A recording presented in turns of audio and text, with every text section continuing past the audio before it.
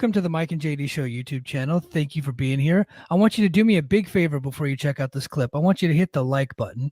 I want you to throw in a comment and make sure you're a subscriber to this channel. And then I want you to share this video with your friends. Help us defeat the algorithm. And then if you like this content and you appreciate this content, please head over to patreon.com/the Mike and JD Show and support the show. That is how we actually get funded to be able to do this. So we thank you very much for being here. And now enjoy the clip. Going forward for Will Ospreay, because I am of the opinion that he's the guy. Like very much like he comes across as like the biggest star in the company to me right now. Yeah. Like he when he gets into the ring, like fans are going crazy before the bell even rings. You know what I mean? It's not like Takeshita was like over before that match. Like, people like Takeshita. He's a good wrestler, but he's not over. Will Ospreay gets in the ring, and that fucking crowd, like he was like the second biggest star on the show behind Sting. You know what I mean? In Greensboro. And I think that's your guy. And then like he got another tremendous ovation on Dynamite. I think he is your guy. You know, they need to start putting him in like prime positions to be able to succeed. Like, hey, what segment is our typical most viewed segment? Okay, that's the segment we need to put Ospreay in. You know what I mean? Like we need to start building this thing around him and geared towards, you know, or Samoa Joe putting the title on him and then him going into the UK as your champion for Wembley Stadium. Like I'm fully believe that. I'm of the mind that I think we're going to see Swerve versus Ospreay. I think that's my prediction. Yeah, because it seems like we got a double turn, you know, that I don't think a lot of people are talking about. We absolutely got. Did you notice that Hangman? I haven't heard anybody mention this. Maybe I'm wrong. I just haven't been on Twitter as much lately. Did you notice Hangman was wearing pink and black tights? I did not notice that. Yeah, Hanger was. That's a good catch. Hanger had some pink and black tights, and I'm like, oh, nobody's seeing this. I'm seeing this because they did their own version of the Austin Hitman thing, their own version of WrestleMania 13, because that was a straight up double turn last week, to the point where Swerve's out there like confessing his sins and saying, karma got me. I need to be better. You know, he did not take the easy way out, and Hangman's beating the shit out of referees. Like, oh, we got a straight up double turn. So it seems like it'll be Swerve will be the next guy, and then I think that's what you want to do. I think you want to make moves so that by the summertime, you have Ospreay ready to be the guy, because he's the greatest wrestler in the world right now. And I don't think there's a close second. He's incredible. He's going to go down as one of the greatest ever. And I know that people are like, oh, well, he's never drawn. Well, he's in a position now where he's going to be able to do that. Right. Because in New Japan, he was a gaijin. And so they were never really going to get fully behind him. They put the title on him. They put him in some big matches, but he was never the guy. You know what I mean? In AEW, he's going to have that opportunity to be able to become a real like big time draw in North America. And I fully believe, I don't see any reason why he couldn't get there. I mean, like in ring work, second to none, best in the world right now. The guy has big room charisma. And I think that was one of the things that like, people might've been worried about, because he's mostly over on the indies, and then he got himself over in Japan. It takes a different type of wrestler to get over in Japan.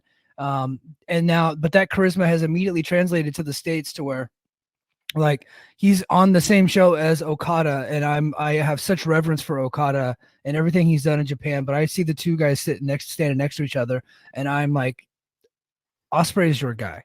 Nothing against Okada, but Ospreay is the guy. You know what I mean? And Ospreay's 30. So, I mean, like, Ospreay is just starting to get into Ospreay's just really starting to hit his stride as a pro wrestler, right? I mean, like, he's a veteran. He knows what to do. He's really found that comfort in himself, personality-wise, that I think took him a little while to figure out. Like, I don't think Ospreay really found his ground as a character until the United Empire stuff, right? And even then, it took a little while for him to get totally comfortable as a personality. And I think he's there. I think he's going to be the baby face this company's needed, and I know that bothers some people because of maybe he's a little bit of a meathead, but there's something about Ospreay, the character, that is really likable, right? And there's something about watching him work that's awesome. And find me a better looking move in professional wrestling than the Hidden Blade. Find me. There's nothing that's as devastating in pro wrestling currently than the Hidden Blade. Nothing. Yeah. I think a close second is the Storm Driver, right? Yeah. Yeah. So, I mean, he's incredible. Like, I think I don't think I'm on an island with this. I think he's the best wrestler on the planet right now. Right. I don't think anyone can argue it. No, and it's now, will that translate to ticket sales and pay-per-views? Well, now he's got a shot. Now we're gonna find out. And I think that it will. Now as we look ahead to Dynasty, and we'll transition topics here soon. As we start to look ahead to Dynasty, they didn't announce it, but they basically told us what the big match for that card is, and it's Will Ospreay versus Bryan Danielson. And holy shit, like, I like that they're, when they signed Danielson, I love the fact that the first thing they did was put him up against Omega. And it reminded me of TNA in 2006 when they brought in Kurt Angle. They fucking just put him right in with Joe. I fucking love that. And I don't need like this in-depth backstory. You want to know why Bryan Danielson wants to fight Will Ospreay?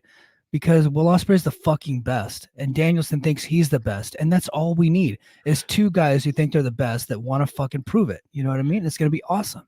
So here's the thing that bothers me, and this comes from a lot of the people who grew up with the WWE, who feel like you need that every match needs a story to it, and oftentimes we get these dumbass convoluted quote unquote stories to support these things, when I think people forget that in reality these are supposed to be professional athletes, and professional athletes don't need a reason to have a fight or to have a match. They just want to do it because they want to prove that they're the best. And some people are like, well, that's not a good story. I say that's bullshit. Like, we watch it on sports every week, right? There's these athletes with their quest to be the best. And I don't see why it's a problem. Like, and this is where this is what I like, actually. I like that we're going back to the clear delineation between the companies, right? Yeah. And I see this where people are like, oh, Tony can't book, blah, blah, blah. And it's just, it's this fine. Like, this is the problem last year. It's like AEW started embracing too much of what makes WWE successful and not enough about what made them successful. Now we're seeing those borders again, right? Like, I want AEW to be the promotion where guys just want to be the best. Yeah. Right. And in WWE can be the promotion where guys bitch about Roman Reigns never defending the title. Yeah. You know, and it's fine. Let him be different. The more different you are, the better. And this is different. I love it, man. I fucking love it. Danielson's like, you're the best? No, I'm the best. Ospreay's like, I'm the best. You know, that's it. That's all I need. Two guys trying to be the best. Yeah. Danielson's like, if you want to prove yourself in this company, you got to go through me. Right? What you did against Takeshita doesn't matter. What you did against Kyle Fletcher doesn't matter. I'm the fucking measuring stick around here. I love it. That's perfect. And what better way? Because we keep talking about having established Will Ospreay as the top guy in this company. What better way than beating Bryan Danielson? Yeah, on Bryan Danielson's like, I want to wrestle every guy I've ever loved tour. Right? Yeah, isn't he? Bryan Danielson. I know Ospreay may go down as like the greatest wrestler of all time, but Bryan Danielson probably has that like locked. He's in the argument now. Yeah, he is the barometer. So I mean, I can't wait to see what Danielson and Ospreay can do together, because that's something we've never seen, and they're just going to go to it. I'm glad Tony's not hanging on to that match, because sometimes he hangs on to things. Like, we never really got the Elite versus the Undisputed Era, right?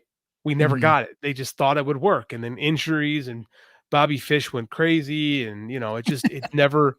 Where's the lie? It just never happened, right? Like, let's just rip the Band-Aid off and go. Like, I'm a fan. I can't wait to see this.